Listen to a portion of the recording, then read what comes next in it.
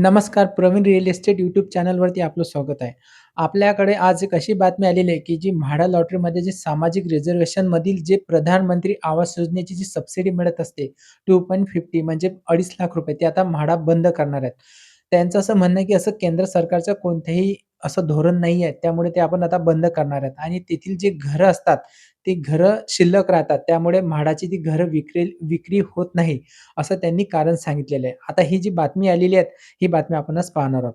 चॅनलवर तुम्ही पहिल्यांदा असाल, चॅनलला सबस्क्राईब करा, व्हिडिओला लाईक करा, म्हणजे असेच तुम्हाला सिडको आणि म्हाडा लॉटरीचे जे हेल्पफुल व्हिडिओ आहेत, त्याची माहिती या चॅनलवरती मिळत असते.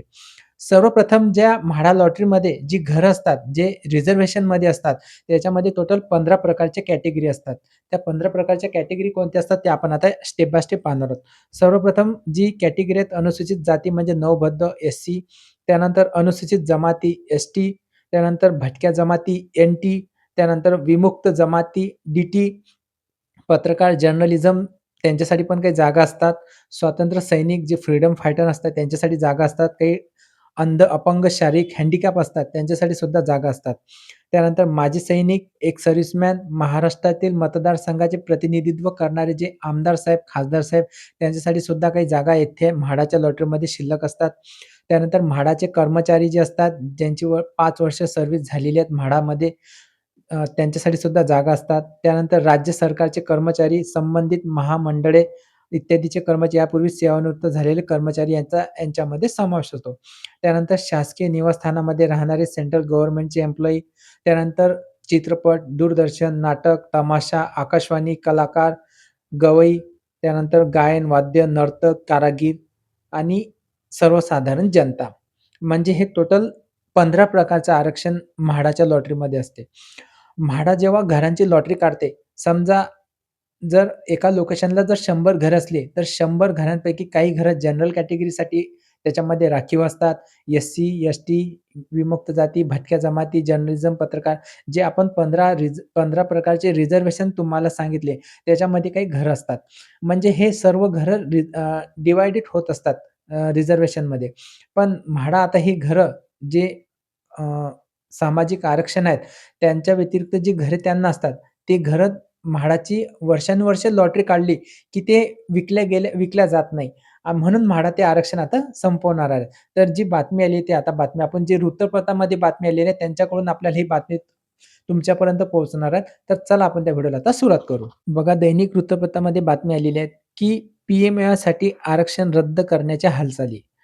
म्हणजे प्रधानमंत्री आवास योजनेचे जे आरक्षण आहे ते आता पूर्ण रद्द होणार आहे. तशी हालचाल म्हाडाच्या जे विभाग आहेत तिथे सुरू आहेत. केंद्राच्या नियमानुसार निर्णय प्रक्रियेला म्हाडाकडून सुरुवात. केंद्र सरकारच्या प्रधानमंत्री आवास योजनेअंतर्गत प्रधानमंत्री आवास योजनेअंतर्गत जे घर असतात, म्हाडाकडून राज्यभर घरांची निर्मिती केली जाते.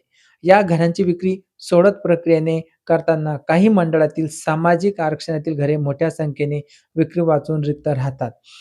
आता याच्यामध्ये जे म्हाडा लॉटरी काढते, उदाहरणार्थ काही म्हाडाची लॉटरी निघाली, काही घरांची किंमत 1 करोड होती, काही घरांची किंमत 7 करोड होती. जे ताडदेवमधील जे घर आहेत म्हाडाचे, ते प्रत्येक वर्षी लॉटरीमध्ये घरं निघतात, पण ती घरं विक्री वाचून तसेच राहतात. अशा प्रकारच्या खूप साऱ्या काही घरं असतात लोकेशनला. त्या लोकेशनमध्ये सुद्धा काही कॅटेगरी असतात. त्या कॅटेगरीमधील ती घरं तसेच राहतात आणि ती घरं तशीच राहिल्यामुळे ती घरं आपल्याला दुसऱ्या रिझर्व्हेशनमध्ये देता सुद्धा येत नाही, असं पुढे पण त्यांनी सांगितलेलं आहे. म्हणून हे पण सुद्धा एक कारण असू शकते, कारण की जर त्या कॅटेगरीमधील जर ते घर घेण्यासाठी कोणी पुढे आलंच नाही, तर ते घर वर्षानुवर्षे तसंच राहतात आणि ती घरं ते ट्रान्सफर करता येत नाही. सामाजिक आरक्षणातील घरे मोठ्या संख्येने विक्री वाचून रिक्त राहत आहेत. त्यामुळे आता मंडळाने पी-एम-ए योजनेतील घरांसाठीचे सामाजिक आरक्षण रद्द करण्याच्या हालचाली सुरू केल्या आहेत. बघा, ती घरं विक्री वाचून तसेच राहतात.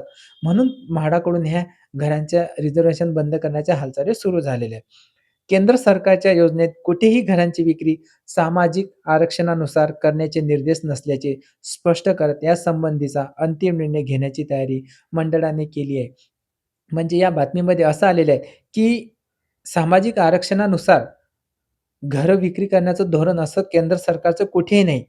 बघा परत सांगतो, केंद्र सरकारच्या योजनेत कुठेही घरांची विक्री ही सामाजिक आरक्षणानुसार करण्याचे निर्देश नसल्याचे स्पष्ट करत यासंबंधीचा अंतिम निर्णय घेण्याची तयारी मंडळाने सुरू केलेली आहे. म्हणजे असं कोणतेही धोरण नाही, की जे रिझर्व्हेशन कॅटेगरीमधून घरं देताना केंद्र सरकारचं आहे. आर्थिक आणि सामाजिकदृष्ट्या दुर्बल घटकाला परवडणाऱ्या घरात घरं देण्यासाठी म्हाडा कायद्यात अनेक तरतुदी करत असते.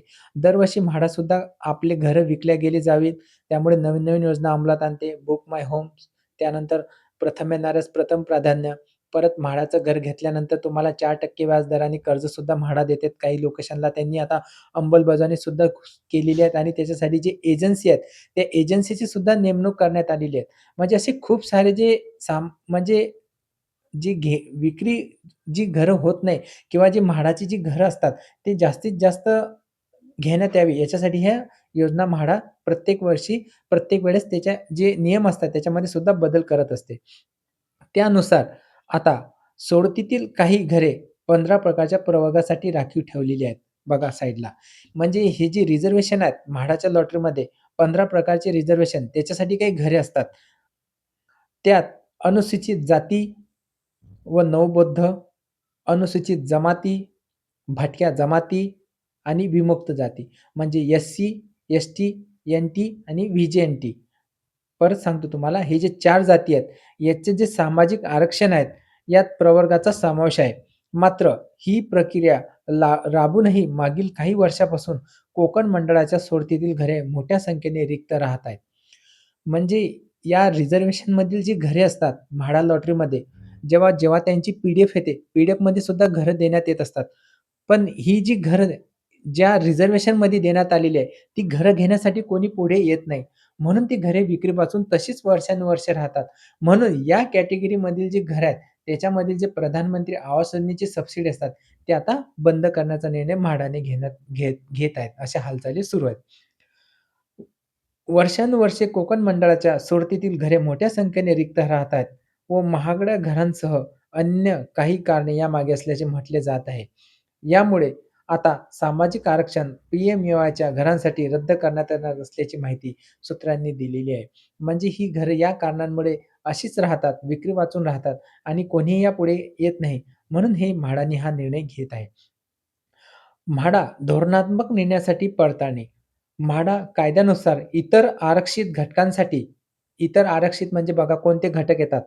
पत्रकार, कलाकार, स्वातंत्र्य सैनिक आदी अर्ज न आल्यास या घरांचे वितरण सर्वसाधारण घटकाला करता येते. बघा, समजा या लॉटरीमध्ये म्हाडाच्या लॉटरीमध्ये जर काही जर्नलिझम असतात, पत्रकार असतात, फ्रीडम फायटर स्वातंत्र्य सैनिक असतात. ही घरं उपलब्ध असतात. पण याला जर अर्जच आले नाही, तर ही घरं जी असतात ती जनरल कॅटेगरीमध्ये ट्रान्सफर होत असतात.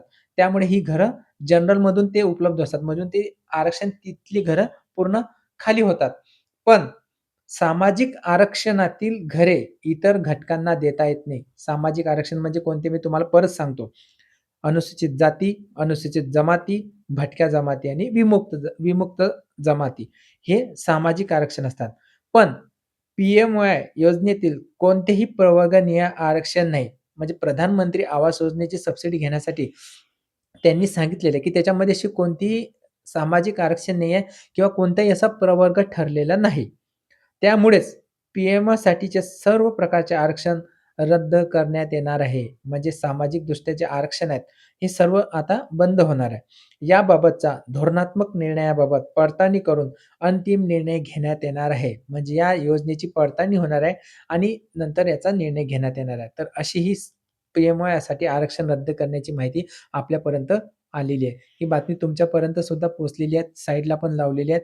या बातमीच्या व्यतिरिक्त तुमच्या मनामध्ये जर काही प्रश्न निर्माण झाले असतील किंवा हे रिझर्व्हेशन जर बंद झालं तर पुढे कंटिन्यू दुसऱ्या प्रवर्गामध्ये जाणार आहे का? तर आपल्याला याचा फायदा होणार आहे की तोटा होणार आहे? ते नक्की कमेंटमध्ये करा.